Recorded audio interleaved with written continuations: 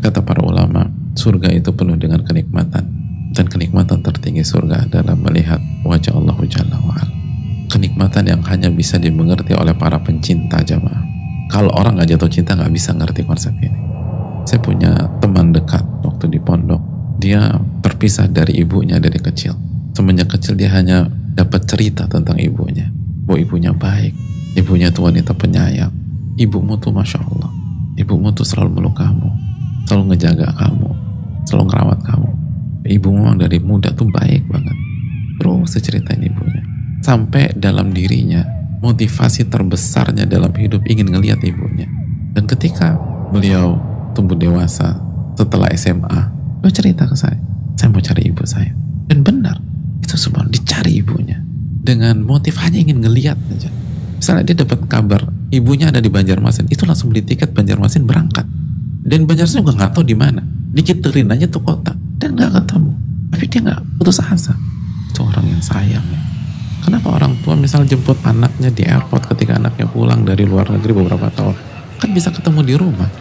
Bagi orang tua yang begitu menyayangi dan mencintai anaknya, perbedaan waktu 1 jam tuh beda jamaah.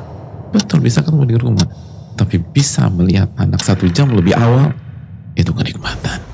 Orang yang jatuh cinta, dia akan korbankan semuanya untuk bisa melihat. Ada kenikmatan yang lebih indah daripada melihat yang dia cintai.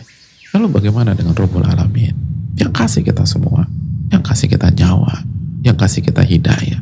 Kita dulu tenggelam dalam dunia, dulu kita nggak ngerti, nggak ada ketenangan, gersang hidup, bahkan rendah kita dihinakan. Allah yang kasih hidayah.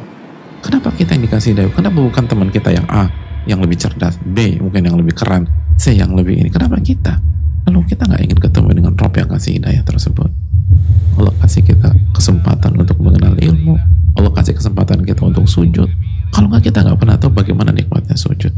Orang pencinta itu ingin ketemu, hadirin, ingin melihat, ingin mendengar. Nggak ada keinginan kecuali itu. Ketika kita berbicara tentang Rabb kita Azza wa Jalla yang maha baik sama kita, masa kita nggak pengen ketemu Rabbul Alamin? Masa kita nggak ingin melihat wajahnya Jalla wa'ala? Fabi'ayyi ala'i rabbikuma tukadziban. Jadi nikmat mana lagi yang kita dustakan?